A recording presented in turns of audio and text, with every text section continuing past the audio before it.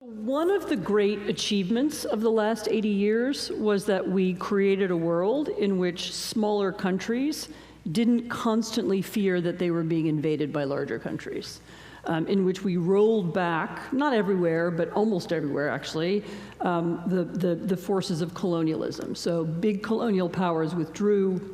In Europe, we had, having had a century of horrible wars, we had an era of peace and stability in which, Luxembourg and Portugal, as well as Britain and France were all able to flourish.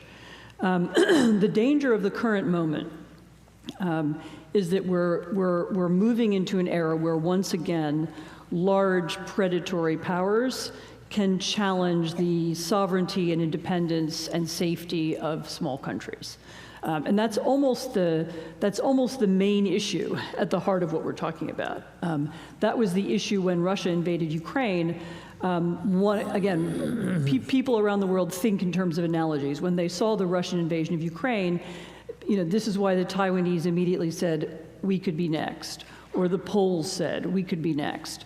Or the South Koreans said, we could be next. I mean, everybody who saw that happen understood why it was important to stop it, because there have been other wars and other invasions, elsewhere in the last 50 years. We've been responsible for some of them as well, but this was a specific kind of invasion. This was one country saying, we don't recognize your right to exist, and we're going to wipe you out. We're going to take you over, we're going to absorb you into our country and eliminate you from the planet.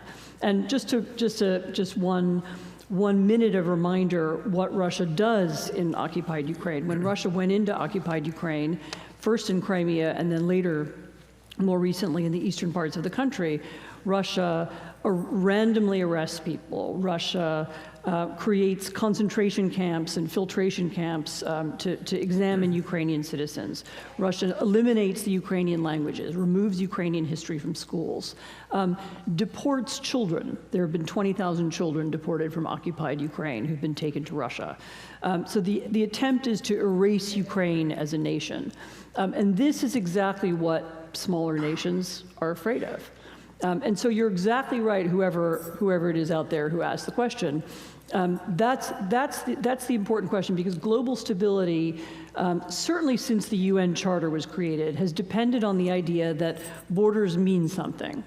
And as I say, this has been violated, and that you can point to moments when it hasn't worked. But borders mean something; they can't be changed by force, and nations can't be simply wiped off the map by their neighbors. And this, by the way, what worries me about some of the rhetoric that President Trump uses is some of it sounds a little bit like that old colonial language, the language that Putin uses about Ukraine. Is the language that Trump uses about Greenland. It's not a real country.